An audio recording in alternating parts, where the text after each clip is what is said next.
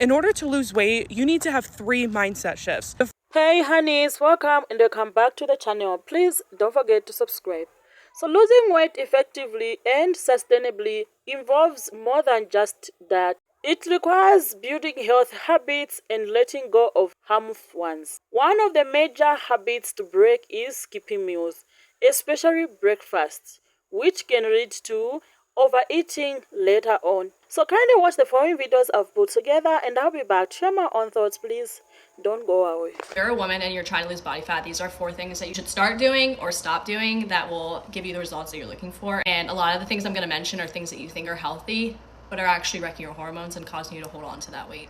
Drinking coffee immediately in the morning before any kind of food. You might think this is healthy and like skipping breakfast and just having your coffee, but really what you're doing is you are waking up in the morning already dehydrated. The coffee is dehydrating you even more, but more importantly, that coffee is spiking your cortisol.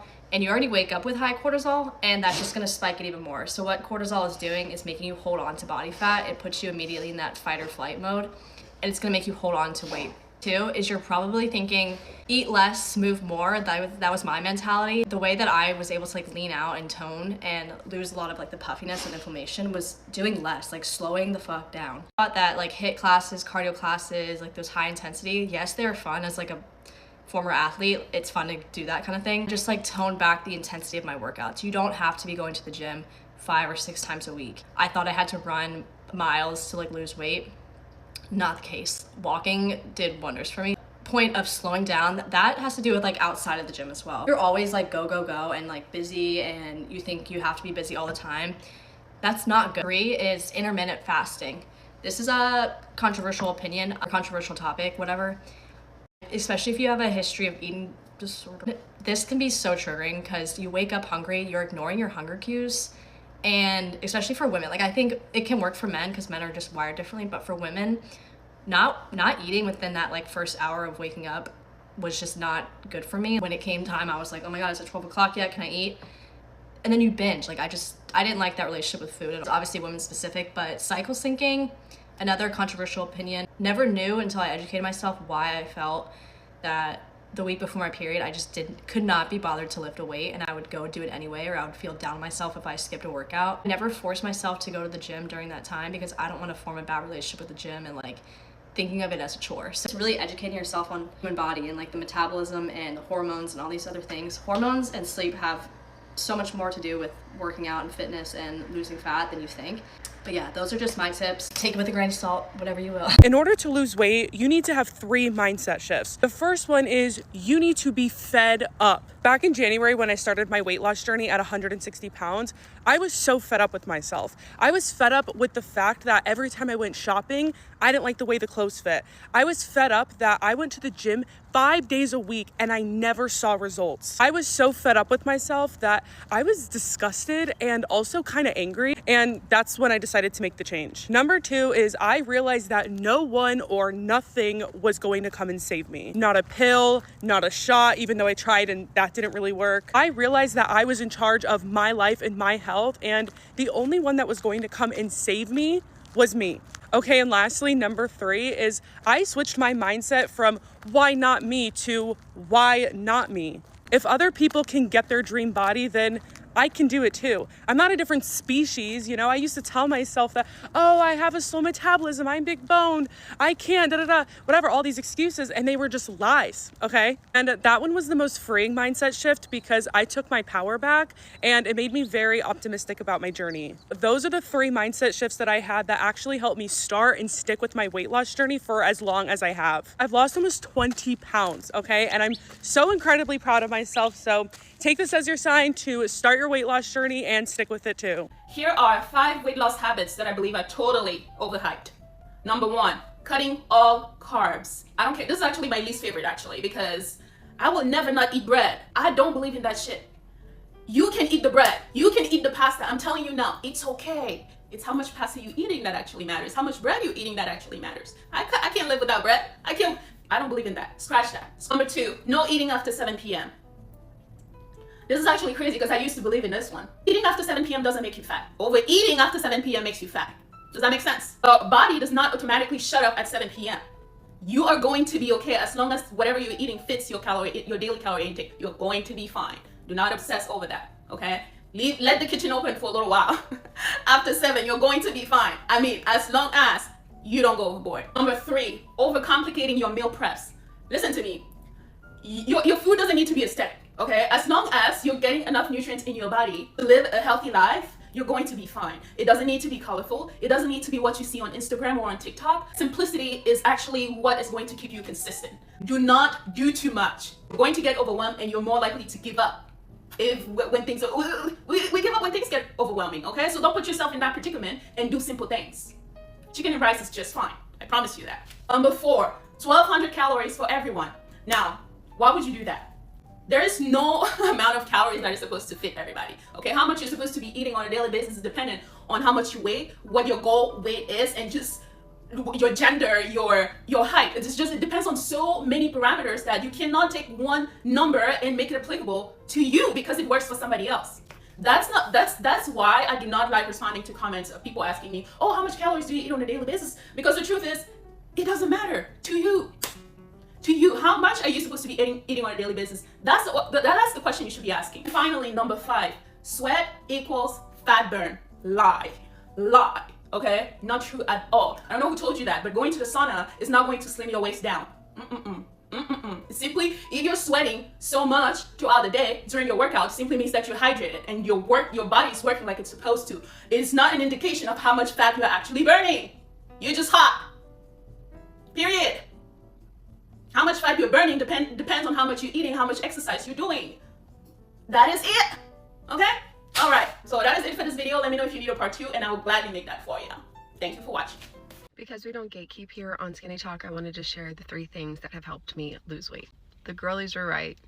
It's in the walks. I was resistant to it. I've always been a runner, and I felt like if running wasn't doing it for me, how could walks? But it's in the walks, and I'm walking 4.5 to 5 miles a day now, and I'm way more consistent with it. And also, like, I'm just so surprised with how lean I look since I've been doing these walks. It's annoying because I really didn't think that that's where it was at, but it is. The second thing is I've been taking inulin fiber, and I didn't realize that a lot of my gastrointestinal issues were apparently from a lack of fiber, because I've been pooping way better ever since I did that. And the third one is not overeating. It really just comes down to not overeating and waiting for hunger. And then even when you do eat, and I eat whatever I want, like I'm not no sugar girly, I'm not no carbs girly, like I literally eat whatever I want, but I just don't overindulge and I just don't overeat, and it has made such a big difference. So anyway, we don't gatekeep. So those are the 3 things that have helped me lose weight. I have not weighed myself, but I can tell you that I'm at least 2 sizes down, and who knew it would be that. Here are my top 10 all-time favorite skinny girl habits if you want to lose weight, lose fat, or slim in tone. Number 1 is being overly hydrated. Skinny girls love their water. They're drinking it all damn day. It'll help you get rid of cravings. It'll keep you full, keep you from overeating, and make you glow. Number 2 is walking everywhere all the time, 24/7, and at least hitting 10,000 steps a day. Walking is the best way to burn fat. It's a great way to lower cortisol, slim your thighs, get the fat off your stomach. Highly recommend. Number 3 is low impact movement or exercise at least 5 times a week. It is going to tone you up, lean you out, improve your posture, make you feel so confident and sexy. Number 4 is working out first thing in the morning. It's going to get you into a really strong routine, create a really strong habit where you will crave to move your body into exercise first thing in the day. It's also better to do the hardest things first. You can't make any excuses. Number 5 is become a drink girly.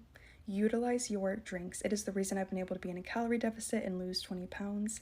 Every single skinny girl, supermodel, influencer loves their drinks, their coffees, their matchas, their teas. It'll set you up. Number 6 is prioritize your sleep. Get more sleep. I know you're not doing it, and it is vital for weight loss. Sleeping impacts everything. It impacts your appetite, how satisfied you feel after eating, what types of foods you're craving, your energy levels, your mood, and your metabolism. So make sure to get your sleep. Number 7 is pamper yourself or do self-care every single day for at least 20 minutes. Do activities that de-stress you and make you feel amazing, whether it's journaling, walking, going to a spa, getting your hair or nails done. De-stressing will help you lose the weight. Number 9 is stretch multiple times a week or do yoga. It's really going to help your flexibility, make you feel more feminine and calm. But the biggest thing is it will lean you out, it will slim you out. I promise it changes your body. Number 10, lastly, is follow the 80-20 rule. It completely changed my life when I started doing it because I could be so consistent, so motivated.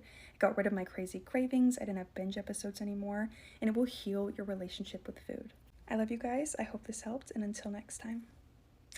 One of the habits we need to let go is endless eating, such as snacking whilst watching TV or using your phone. This often leads to excessive calorie intake. Another common mistake is drinking high cholesterol beverages like soda, sweetened tea, or alcohol, which contribute calories without making you feel full. Late night snacking is also a culprit, as the body is less active during this time, making it easier for calories to be stored as fat. Additionally, relying on processed diet foods that claim to be low fat or sugar free can be misleading, as they often contain unhealthy additives that trigger cravings. Eating out frequently, especially at fast food restaurants, also leads to poor food choices due to high large portions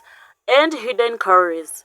Emotional eating, using foods as a coping mechanism for your stress or sadness, should be replaced with healthier outlets like jogging, walking, or talking to someone. By letting go of these habits and gradually adopting to healthier ones, weight loss becomes more manageable and sustainable in the long term. So thank you so much for being part of this conversation. Please don't forget to subscribe, like, and share the video. See you in the next video, and stay